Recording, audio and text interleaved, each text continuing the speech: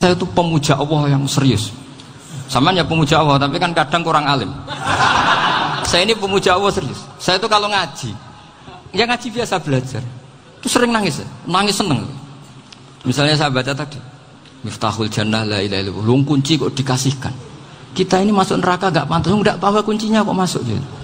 Harusnya kita ini masuk surga, kita kan pegang kunci surga, gak pegang kunci neraka. Maka aneh kalau kamu masuk neraka itu aneh. Coba kita pegang kunci surga apa kunci neraka?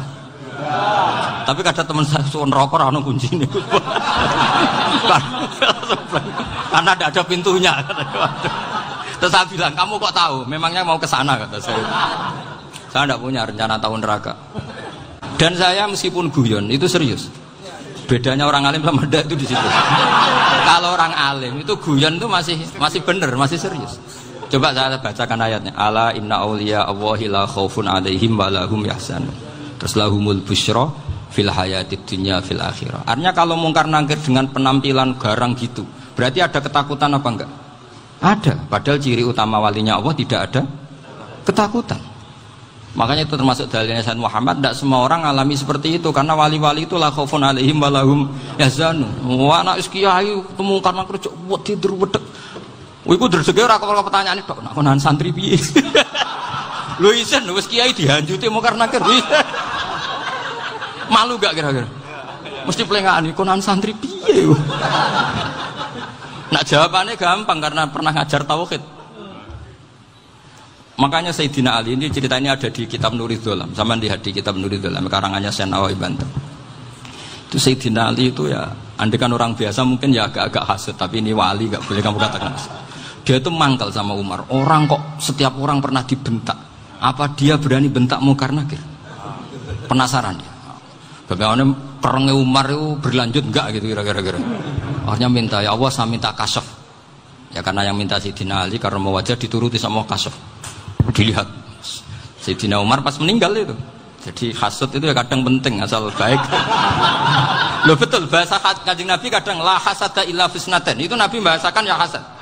Gus Verson saja yang nafsirkan ghobtoh itu kan gaya-gayanan sebagai ulama. Aslinya Nabi ngendikan itu la hasada illa fisnaten. Ulama yang ganti itu namanya ghobtoh. Wong Nabi sendiri nyebut hasad kok kamu tafsiri ghobtoh. Ya hasad ya hasad. Udah tidak usah ditawil-tawil, pokoknya gitu. Kalau sama nggak percaya nggak apa-apa. Kok gitu aja kok repot. Karena sama nggak percaya kemungkinannya dua. Satu nggak ngerti. Dua sama-sama alim. Kan dari awal kalau sama-sama alim kan laisali alimin ayuqallida aliman akhor. Kita nggak perlu saling mengikuti. Ngapain hasud? Biasa aja. Akhirnya Sayyidina Ali kasar. Pas Umar bangun, setelah mati kan bangun, setelah meninggal bangun.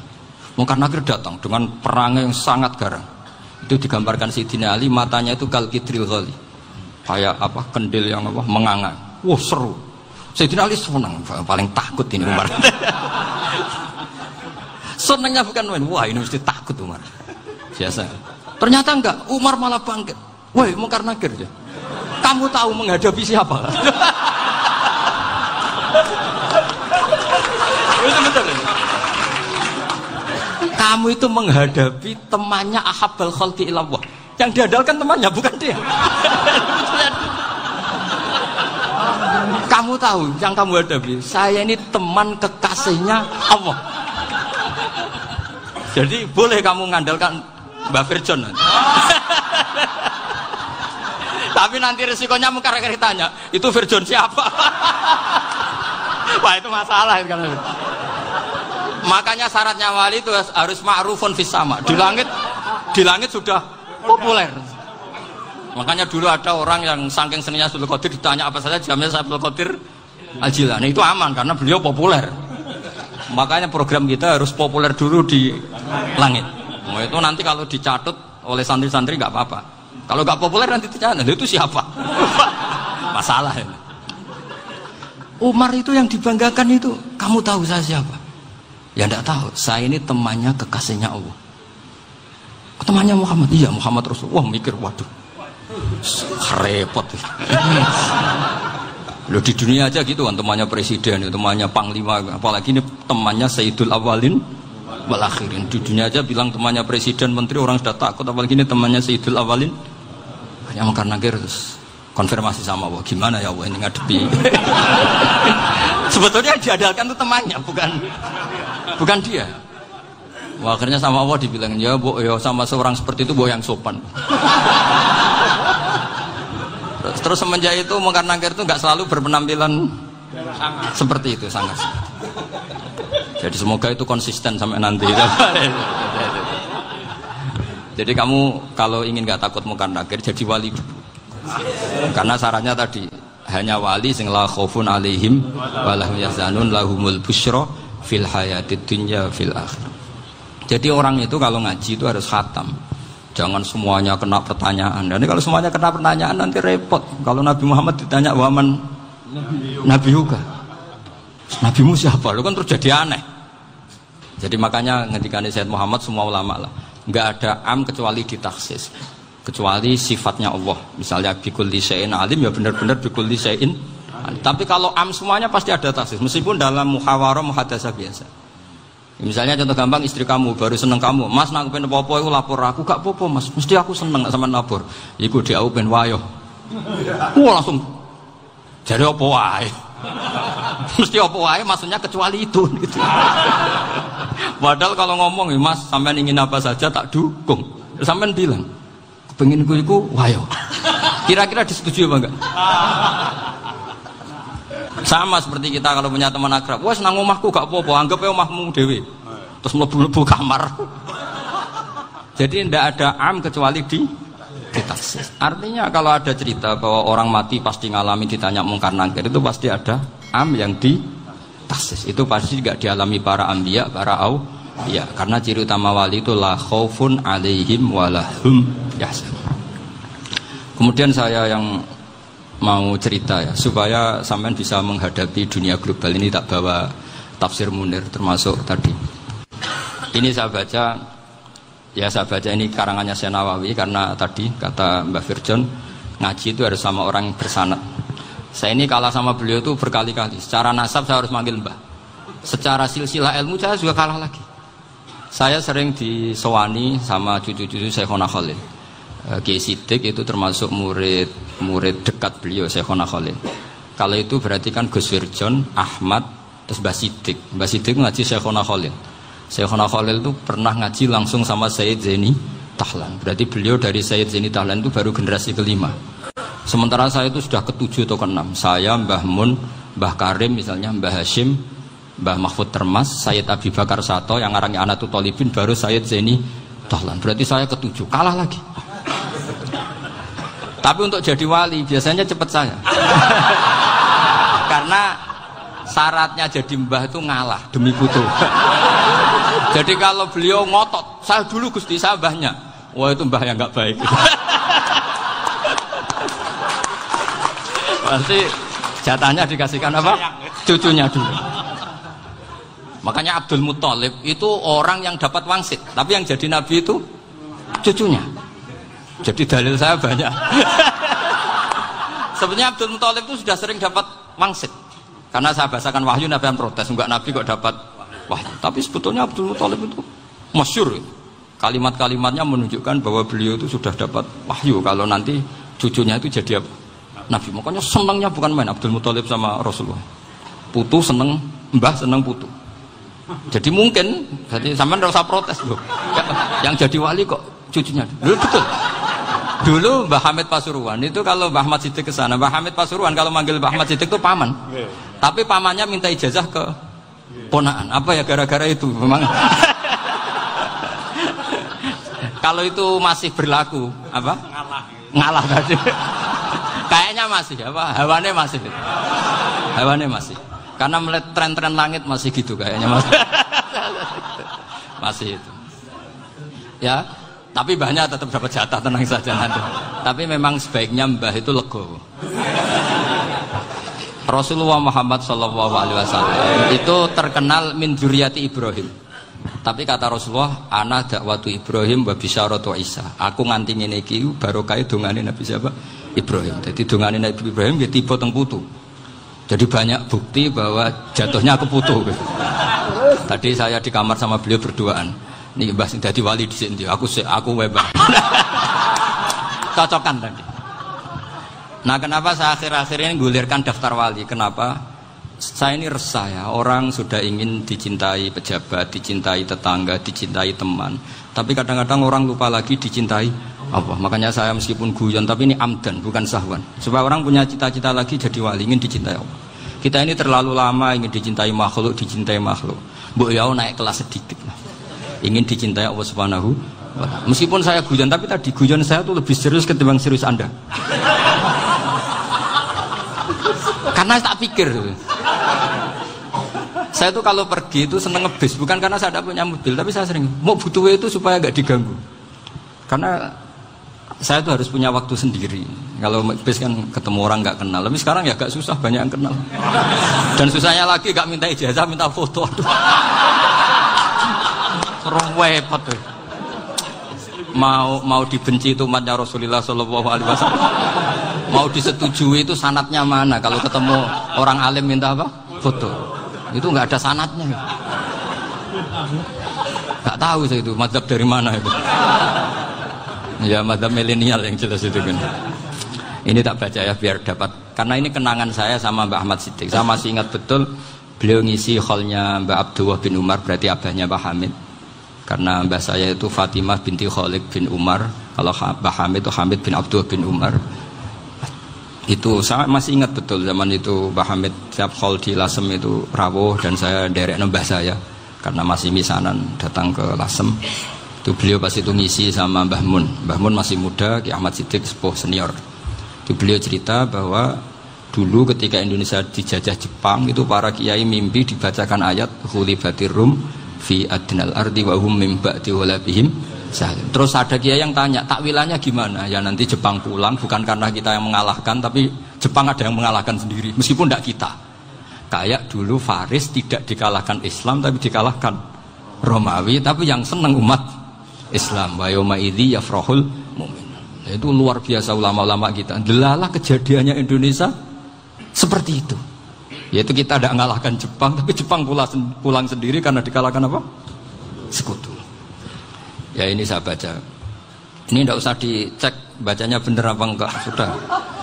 Sudah aman apa? Aman. Karena kalau saya salah itu ya sengaja. Artinya ya sengaja saja. Ya biasa maksudnya. Saya kemarin ngisi di Pondok Peloso, di Pondok Al Munawir Jogja. Salah itu ada dua. Ada salah yang memang benar-benar salah. Itu enggak apa-apa, bisa dimakfu. Karena mesti sangke wong goblok salah yang terus itu. Ada salah bawaan ilmu, itu repot tuh dadaninnya. Karena misalnya kita yang biasa belajar qiraah safah wa yahsibuhu, mesti diulang lagi wa yahsabuhu. Karena qiraahnya Imam Asim itu hasiba yahsabu bi fathis sin. Sementara kita kalau ngaji kitab kulino yahsibu. Sehingga kita yang biasa belajar safah itu kalau baca kitab itu kayak orang bingung. Kadang-kadang yang ngaji juga bingung. Gus Pak mau di bulan pilih. Ya tepat-tepatan. Ada yang mengatakan Gus Pak bingung. Ada yang mengatakan Gus Ba alim alama, ya tepat-tepat nasib tadi. Karena memang ya sab'ah memang seperti itu. Misalnya kufuan itu Imam Asim baca kufuan. Tapi beliau punya murid namanya Syu'bah. Itu kalau baca kuf'an. Makanya kita itu, ini kan khataman Quran ya. Jadi saya menyinggung sedikit tentang qiraah sab'ah. Tadi beliau juga sudah tak kasih kitab saya Hifdzuna Liyadal Mushaf. Sama tak ajari latihan sab'ah. Memang angel ya.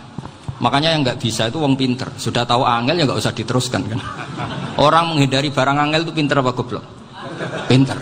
Berarti wong goblok pinter. Saya tuh makanya sama orang goblok tuh respect. Jadi orang alim tuh angel apa gampang? Angel. Menghindari barang angel pinter apa goblok? Loh, orang menghindari barang angel pinter apa goblok? Pinter. Berarti wong goblok pinter. Jadi saya sama orang-orang goblok itu respect. Sudah tahu jadi orang alim angel ya barang angel ya harus dihindari. Makanya saya ini insya Allah umatnya Nabi yang termasuk yang terbaik. Amin. Karena mencintai umatnya Nabi termasuk yang goblok. Itu tidak gampang itu. Karena tadi sudah tahu ya. Seperti itu loh orang naik Panjat Pinang itu yang naik karena ingin hadiah. Yang nonton sudah tahu wah licin kok dinaikin mau keplodok ya. Tapi orang sepakat yang nonton juga pinter karena sudah tahu ribet kok Tuku ning pasar rak kena lha opo menek. Sama sampean juga gitu. Ngalim tafsir angel, ngalim fikih angel. Tak karek ngaji ngerekam kan gampang. Itu pintar apa goblok? Pintar. Iya. Makanya kula niku mbok burohno ngono tok. Saya tadi dinasihati Mbak Firjon, muga-muga hati saya selamat. Saya itu meskipun kata orang banyak, muhibbin saya banyak, tapi saya insya Allah tidak riya. Saya itu pakai kitab namanya Tasbidul Fuad, itu karangannya Said Abdul Al-Haddad. Ketika beliau punya muhibbin banyak ditanya, bagaimana ya Habib Anda menjaga hati Anda? Jamnya Said Abdul Haddad itu nih, innama azzamu Allah. Mereka itu sebenarnya menghormati Allah, cuma butuh sarana, dan itu saya. Jadi saya tahu sampean semua itu mencintai Quran, mencintai sunnah Rasul, mencintai hadis-hadis Rasul. Cuma sampean kan karena nggak paham, terus manfaatkan saya. Jadi sebenarnya saya ini korban. Korban. Jadi saya mau riak gimana? Korban kok mau. Bangganya di mana tuh? Coba sampean misalnya ngaji tafsir, belajar sendiri kan susah. Terkibnya susah, maknanya susah, bahkan beli kitabnya kadang tidak kuat. Loh, untuk jadi alim tafsir itu kan harus beli kitab. Loh, saya sering belajar kitab itu jutaan. Tafsir Tobari, saya pernah beli kitab Fakhrur Razi itu berapa coba? 27 jilid. Karangannya Fakhrur, belum karangannya ulama modern, Imam Sya'rawi. Itu berapa jilid? Itu jutaan. Saya kemarin juga dihadiahi kitab Pak Quraish Shihab namanya Faidul Bari fi Syarhil Bukhari. Pak Quraish Shihab yang terkenal. Dia sering diskusi sama saya. Saya ngasih hadiah beliau ngasih hadiah saya. Oh itu harganya nggak kuat. Tidak kuat kadang di Indonesia nggak ada coba. Dan sama orang hebat menghindari kesulitan itu. Nah, kesulitan itu sebab ngaji ikut, kalau nggak paham dirukok rekamannya sudah gitu. Pinter mana sampean sama saya? Pinter sampean kan? Bikin sosis susah, beli aja kok repot kan. Nah, makanya nggak boleh orang bilang, wah aku goblok reso tafsir, aku wong pinter. Makanya nanti kalau saya ketemu Nabi tidak termasuk orang yang mentahkir orang Islam. Kafa bil mari isman ayah kira akhahul muslim. Jadi cukup orang itu dosa kalau menyepelekan orang Islam. Termasuk darani sampean goblok itu dosa. Caranya nggak darani goblok ya tadi di logika tadi. Alim itu angel. Ngendari angel itu pinter. Berarti wong bodoh. Pinter ya sudah gitu. Tapi tetap bodoh. Tapi ini satu cara untuk saya respect gitu. Coba orang yang ngaji tafsir saya banyak, mungkin ribuan. Itu sebetulnya mencintai Quran. Karena Quran adalah kitab suci yang panduannya umat Islam. Sangat mencintai Quran. Terus kemudian mereka nggak paham. Terus mencari orang yang memahamkan. Burohno lah cara Jawa ini. Terus keren saya itu di mana coba? Lah terus mereka kurang ajarnya gini, kalau paham itu ya alhamdulillah paham. Kowe nak ngaji Gus Bae ngono tok. Tapi nek ora paham, ora nyalano akale. Mari Gus Bae nerangno cepet mulane gak paham. Ora kok nyalano teke sing lelet tuh. Oh itu kan Masya Allah, naudzubillah. Sebetulnya tingkat kurang ajarnya tinggi sebenarnya. Jadi kalau nggak paham itu kadang nggak nyalahno uteke. Kayak mau misalnya, mau mari mikir aja jelas. Padahal misalnya jelas orang mesti paham, bodoh. Paham? Jadi kata Said Abdul Haddad, innama azzamu Allah. Sebenarnya mereka itu sangat menghormati Allah. Makanya kita nggak perlu mengatakan wasilah itu kafir, nggak akan. Karena orang tawasul sama Rasulullah itu ingin dapat ridhonya Allah lewat orang yang dicintai Allah. Kita mencintai wali sebenarnya, wah itu kekasih Allah. Kita mencintai itu karena mencintai Allah. Sama seperti gini, kamu mencintai kangkung apa enggak? Sebenarnya sama sekali enggak. Tapi kamu ingin sehat, ada asupan gizi. Kamu ingin tubuh kamu sehat, butuh asupan gizi. Kemudian kamu makan kangkung. Apa terus kamu cinta kangkung? Kan enggak. Cinta kesehatan kamu sama. Orang yang mencintai saya sebenarnya ingin kepuasan rohani. Saya kan termasuk kiai yang torekonya gampang. Ini swarga, kan akhirnya penggemarnya banyak. Coba kalau kamu neraka. Wah, jadi sebetulnya Anda mencintai kepuasan Anda sendiri. Nah, saya ini korban. Makanya untuk masuk surga cepat saya. Korban itu cepat. Da'watul mazlum la turaddu kan gitu. Laisa bainahu wa bainallah hijab. Jadi saya kalau dongo langsung seret langit. Karena mazlum. Saya sinau tafsir itu, Pak, sampean bayangkan ada tafsir itu sudah 27 jilid. Sing ngarang Fakhrur Razi itu buletnya bukan main. Karena dia ahli filsafat. Buletnya Masya Allah. Sudah gitu sinau Jalalain kadang dikomen oleh Sawi. Sudah kita percaya Jalalain jebule dibuli Sawi. Percaya Sawi dikandani, "Oh iku Maliki rasa ribet." Sudah gitu sinau Qurtubi, sinau tafsir Tabari itu susahnya. Belinya susah, belajarnya susah. Padahal saya punya keluarga, punya istri, punya anak. Bayangkan kalau istri saya rewel, istri sampai wah itu. Tapi alhamdulillah enggak. Sama sekali enggak. Allah sudah milihkan, wah ini bahaya kalau punya istri rewel. Imam Sibawai itu kitabnya banyak, tapi yang terbukukan hanya kitab Sibawai. Karena beliau kalau sudah belajar lupa istri. Hanya pas beliau di pasar, kitabnya dibakar semua sama istrinya. Karena dianggap saingannya. Ternyata yang dicerai tidak kitabnya, malah istrinya. Itu Imam siapa? Sibawai. Tapi alhamdulillah kitab saya nggak terbakar, aman. Saya teruskan ya. Jadi untuk menjaga riya dilatih innama azzamu Allah. Sebenarnya mereka itu menghormati Allah. Sehingga wasail-wasail itu sebenarnya nggak pernah jadi subjek pelaku utama, enggak. Tetap Allah. Sebab itu kata Sayyid Muhammad, kamu kok mengatakan wasilah itu kafir itu gimana? Ketika innallaha qad ba'atsa lakum taluta malika. Talut itu ya manusia. PD-nya itu apa? Inna ayata mulkihi ayyatiyakumut tabut fihi sakinatum mir rabbikum wa baqiyatum mimma taraka alu Musa wa alu Haruna tahmiluhul malaika. Jadi beliau PD itu kalau bawa sunduk semacam peti sakti, sing di situ ada baqiyatum mimma taraka alu Musa wa alu Haruna tahmiluhul malaika. Ya kayak semacam jimat. Tapi saya bukan mensyariatkan jimat enggak, karena nanti banyak penjual yang pembohong juga gitu loh. Cuma cerita, kamu tidak usah mengatakan kafir. Dulu Talut PD-nya kalau bawa sunduk semacam peti kesaktian yang di situ ada baqiyatum mimma taraka alu Musa wa alu Haruna tahmiluhul malaika. Sehingga Khalid bin Walid meskipun beliau sahabat dan menyaksikan wajah Rasulullah SAW, itu bawa sya'aratun min sya'aratihi Rasulullah SAW, bawa rambutnya Nabi. Perang kemana-mana itu diletakkan di pecinya. Nanti sama tanya lagi, masa pakai peci Khalid bin Walid ini? Wah panjang, sampai itu repot. Sampai tak warai ngaji usul fikih. Usul fikih itu kalau ngaji itu ada istilah tangkihul manat. Ini mesti ini wilayah yang kita bisa berdebat sama Mbah Firjan. Dulu itu musuh saya karena saya makili Anwar, beliau makili Peloso. Tapi tahu-tahu kalah tua terus saya mengundurkan diri. Di fikih itu ada istilah, ada tangkihul manat, ada tahqiqul manat, ada tangkihul manat. Tangkih itu kira-kira gini, lafadz hadis itu dibuang sekian untuk tahu bahwa itu madarul hukmi. Misalnya gini, tak beri contoh paling gampang. Sama harus paham, kalau nggak paham nggak pinter-pinter. Ja'a a'rabiyun ila Rasulillah sallallahu alaihi wasallam. Ya karena ini menghormati Mbah Ahmad Siddiq, saya orang alim, jadi ngaji ini tetap ada suasana alim. Ya harus ada suasana alim. Nggak perlu jadi orang alim tadi, susah. Sudah ngedari susah itu pintar. Sudah itu aja. Jadi orang alim susah, ngedari barang susah pintar. Berarti orang tidak alim pintar. Nah, meskipun tetap sudah kita itu pegangi sampai mati nanti. Loh, jadi orang alim itu repot. Itu kata Imam Ghazali, kalau orang alim kalau mau masuk surga itu sama Allah nggak boleh. Kif, kamu nggak boleh langsung masuk surga. Coba cari umat kamu, syafaati dulu. Nah, saya takut nyari sampean nggak bisa kembali. Saya tidak punya rencana itu. Pokoknya apa masuk. Golek sampean kuaduan, aduan balik raroh dewe, wah repot nanti saya. Berat jadi orang alim itu berat. Ya saya teruskan ya. Ada tangkihul manat. Ja'a a'rabiyun ila Rasulillah sallallahu alaihi wasallam.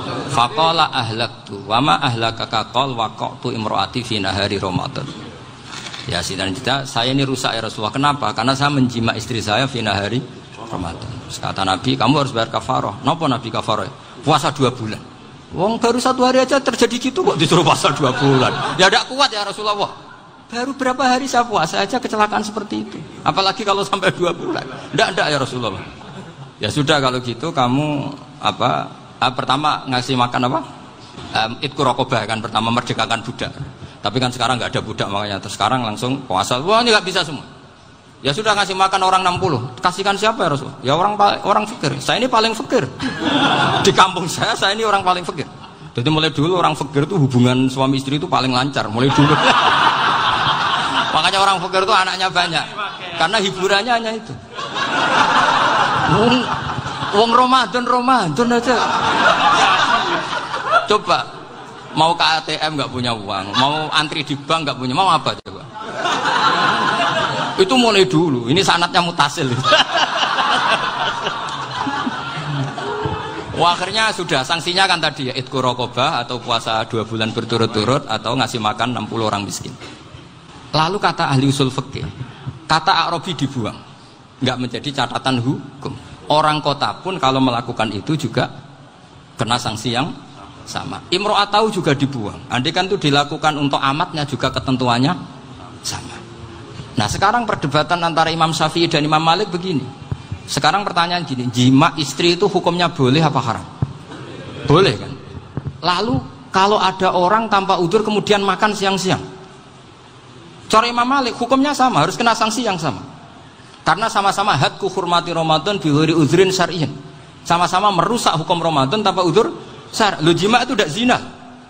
Kan hukumnya jaiz.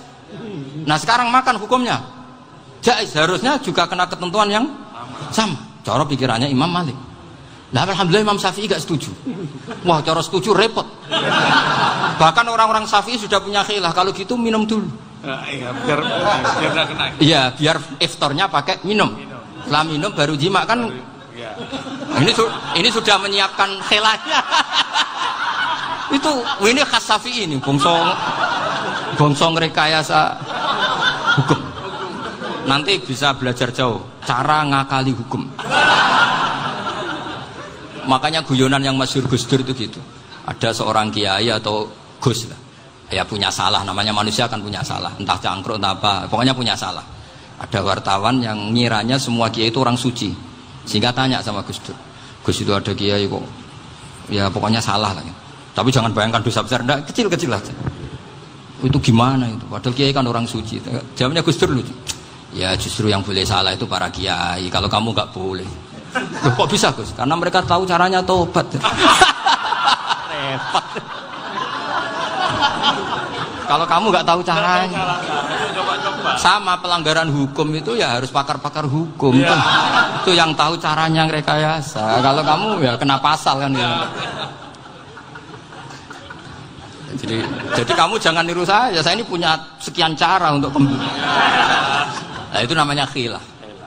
Makanya kata Sayyid Muhammad, kamu tidak usah anti khilaf, karena Abu Hanifah itu membolehkan khilaf, kitabul khiyal. Yang penting kamu soleh dulu, setelah soleh nanti Allah maklumi. Soleh dulu, syaratnya soleh dulu. Kalau tidak soleh jangan.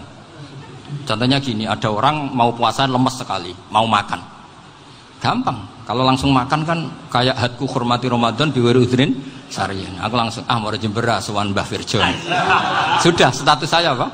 Musafir. Ya, sudah berangkat aja sampai Tuban makan. Nanti kalau nggak jadi ya nggak apa-apa sudah. Kan mulai pergi sudah musafir.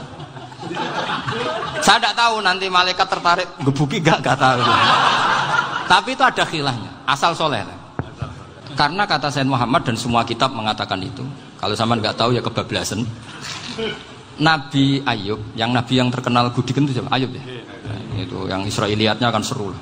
Gudikan dikukur bek kreweng itu terlalu lah kalau itu. Untuk kreweng konti, orang Arab orang kreweng itu sudah masalah itu. Singkat cerita, Nabi Ayub ketika diasingkan kaumnya itu kan nggak punya sumber makanan. Lah orang lelaki itu mulai dulu egois. Istrinya Nabi Ayub itu cantik sekali. Udah cantik, rambutnya bagus. Makanya kamu nggak usah tanya kenapa istrinya kayak banyak yang cantik. Ya, nah warasatul anbiya, nggak boleh gitu. Kalau nggak cantik ya warasatul anbiya dari segi balak. Istrinya Nabi itu semuanya cantik. Nggak usah tanya sebabnya apa, pokoknya gitu, semuanya cantik. Singkat cerita, beberapa kali istrinya Nabi Ayub itu kerja demi bisa nafkahi Nabi siapa. Suatu saat itu tidak ada pekerjaan yang cukup untuk beli roti. Satu-satunya peluang dapat rezeki itu putrinya raja itu rambutnya berondoli. Terus ada sayembara siapa yang rambutnya bagus mau dibeli. Sampai rambutnya istrinya Nabi Ayub itu dijual.